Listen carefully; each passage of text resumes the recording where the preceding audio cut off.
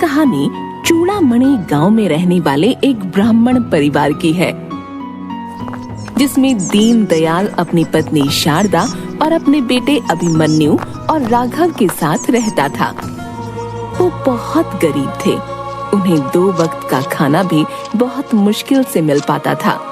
पंडित का बड़ा बेटा अभिमन्यु अपनी गरीबी की वजह से बहुत नाराज रहता था और वो अपने गरीब होने का जिम्मेदार अपने माँ बाप को मानता था, इसलिए वो उन्हें हमेशा ताना देता था। एक दिन दीनदयाल भिक्षा मांगने बहुत लोगों के घर गया, लेकिन उसे कहीं भी भिक्षा नहीं मिली और वो खाली हाथ घर आ गया। अपने पिता को खाली हाथ देखकर अभिमन्यु भड़क गया और बोला, आ गए फिर हाथ झुलाते। आज भी मुझे भूखे पेट ही सोना पड़ेगा। मेरी तो किस्मत ही फूट गई इस घर में जन्म लेने के बाद। न जाने कौन सी घड़ी में भगवान ने मुझे इस घर में पैदा कर दिया था। इस घर में जब से जन्म लिया है तब से कभी ढंग का खाना नसीब नहीं हुआ है। तेरे बच्चे नहीं जो इस तरह से तू उनसे बात कर रहा है। इन्होंने आज तक एक पिता होने का कौन सा फर्ज निभाया है जो मैं इनसे तमीज से बात करूं? अपने बेटे की ऐसी बातें सुनकर दीनदयाल बहुत दुखी हो जाता है। उसकी आंखों में आंसू आ जाते हैं। वो अपने आंसू छिपाते हुए अपने छोटे बेटे राघव को लेकर लेट जाता है। हर रोज अभिमन्यु अपने पिता को भला बुरा कहता, लेकिन उसके पिता उसे कभी कुछ नहीं कहते। कुछ सालों बाद अभिमन्यु और राघव अब बड़े हो चुके होते हैं और वे अपने पिता की तरह ही भिक्षा मांगकर अपना गुजर बसर करना शुरू कर देते हैं, लेकिन उनसे उनका गुजारा बहुत मुश्किल से हो पाता था। एक दिन, राघव चल, हम आज दूर कहीं भिक्षा मांगने चलते हैं। यहाँ तो हमें कोई कुछ देता नहीं है। नहीं भैया, ज्यादा दूर नहीं जाते, वरना तक्षक आ जाएगा। चल जल्दी आ जाएंगे। और ये तक्षक वक्षक कुछ नहीं होता। नहीं भैया, होता है तक्षक, माँ ने मुझे बताया है। राघव अपने भाई की बात मान लेता है और वो दोनों भिक्षा मांगने के लिए निकल जाते हैं।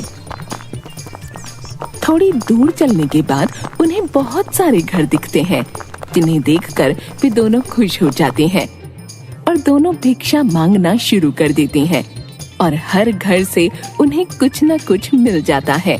थोड़ी देर और चलने के बाद उन्हें एक घर मिलता है। वो वहाँ भी भिक्षा मांगने के लिए रुक जाते हैं। भिक्षाम देहि, भिक्षाम देहि। तभी उनकी आवाज सुनकर एक बूढ़ी औरत घर से बाहर आती है और कहती है, अरे तुम तो एक ब्राह्मण हो, तो मैं तुम्हें ऐसे खाली हाथ नहीं भेज सकती। तुम अंदर आ जाओ, मेरे पति आते ही होंगे। अभिमन्यु और राघव दोनों घर के अंदर चले जाते हैं और घर को देखने लगते हैं। तभी उन्हें कोने में रखी तस्वीर दिखती है। तस्वीर को देखते ही राघव बोलता है, ये कौन है? ये तक्षक है। तक्षक की वजह से ही देवी देवताओं का प्रकोप बारिश बनकर चूड़ामणि गांव पर बरस रहा है। राघव तक्षक का नाम सुनते ही डर जाता है। तभी अभिमन्यु बोलता है, देवी देवताओं का प्रकोप कैसे? और ये तक्षक कौन है? तक्षक मोगी देवी की पहली संतान थी। तक्षक बहुत लालची था। उसने देवी के सारे सोने को हड़प लिया था और जैसे ही तक्षक अनाज को हड़पने वाला था, सारे देवी देवताओं ने उस पर हमला कर दिया और अपनी संतान को देवी ने बचाने के लिए शर्त रखी। और वो शर्त थी कि कोई भी तक्षक की पूजा नहीं करेगा और सब तक्षक को भूल जाएंगे। क्या उसके बाद सब तक्षक को भूल गए?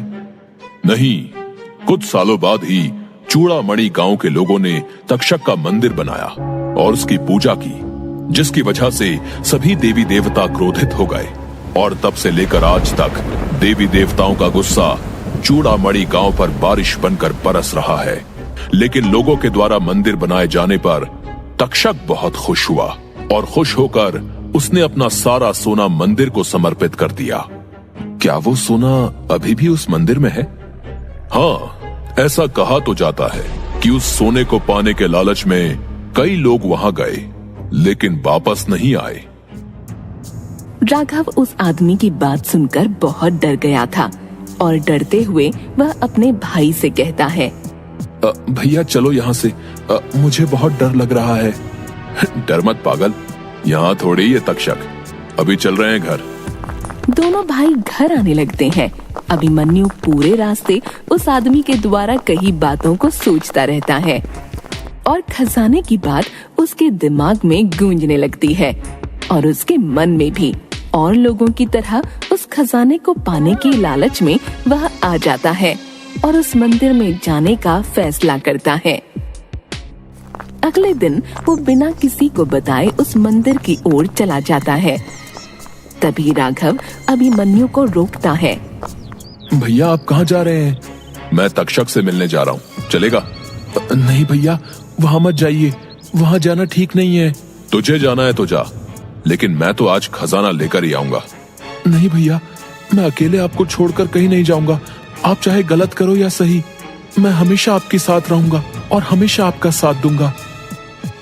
दोनों मंदिर पहुंचते हैं।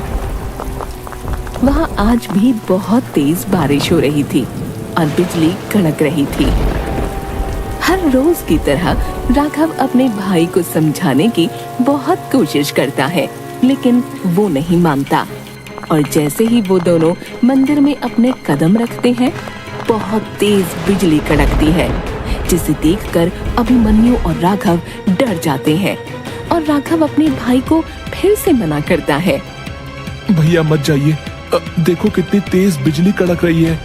तुझे चलना है तो चल, मेरा दिमाग मत खराब कर। राघव अपने भाई को अकेला नहीं छोड़ना चाहता था, इसलिए वो उसके साथ चला जाता है। वो दोनों मशाल जलाकर जैसे ही मंदिर के अंदर घुसे, वैसे ही बहुत तेज तेज हवाएं चलने लगीं। और जैसे ही वो दोनों आगे बढ़े, वहाँ मरे हुए लोगों के शरीर कंकाल पड़े होते हैं और वहाँ बहुत गंदी बदबू आ रही होती है। वो दोनों अपनी नाक बंद करके चलते रहते हैं। तभी उन्हें एक डरावनी आवाज सुनाई देती है। आवाज सुनते ही वे दोनों डर जाते हैं और इधर उधर देखने लग जाते हैं। भैया ये सब क्या हो रहा है? मुझे बहुत डर लग रहा है। अब यहाँ तक आ गए हैं तो खजाने की झलक तो देख लें। तभी अचानक से ऊपर से बहुत सारे कंकाल गिरने लगे और दोनों बचाओ बचाओ चिल्लाने लगे। तभी वहाँ अचानक एक भेड़िए की शक्ल वाला इंसान आ गया और वो बहुत भयानक आवाज निकालता है। उस इंसान का पूरा शरीर जला हुआ था और वो उन दोनों को घसीटते हुए हस्तर की मूर्ति के पास ले जाता है, जहाँ बहुत सारा सोना था। लेकिन अचानक से वो इंसान कहीं गायब हो गया। ये देखकर अभिमन्यु राघव से कहता है, राघव अब हमारे सारे सपने पूरे हो जाएंगे, जल्दी सोना उठा। राघव बहुत डर चुका था। वो डर की वजह से कांपने लगा और वो सोने को हाथ नहीं लगाता। लेकिन उसका भाई सोना उठा लेता है और राघव के साथ तेजी से बाहर जाने लगता है। तभी बहुत तेज आंधी चलने लगती है। अब इस मौसम को क्या हो गया? इतनी तेज आंधी चल रही है। तभी वहाँ किसी के चलने की आवाज आती है और जैसे ही वो दोनों पीछे मुड़कर देखते हैं, उनके पीछे आधे जले हुए भेड़ियों की फौज आ रही होती है, जिनके शरीर अभी तक जल रहे होते हैं। ये देखकर दोनों भागने लगते हैं। मैंने बार बार आपको मना किया, लेकिन आप नहीं माने। आज आपकी वजह से मैं भी इस मुसीबत में पड़ चुका हूँ। काश मैंने आपका इस गलत काम में साथ ना दिया होता। मुझे माफ कर दो, मेरे लालच की वजह से ये सब हुआ। वो दोनों अपने आप को बचाने की बहुत कोशिश करती हैं, लेकिन वो भेड़िए उन्हें नोच नोच कर खा जाते हैं और उनका बाकी का शरीर जल जाता है।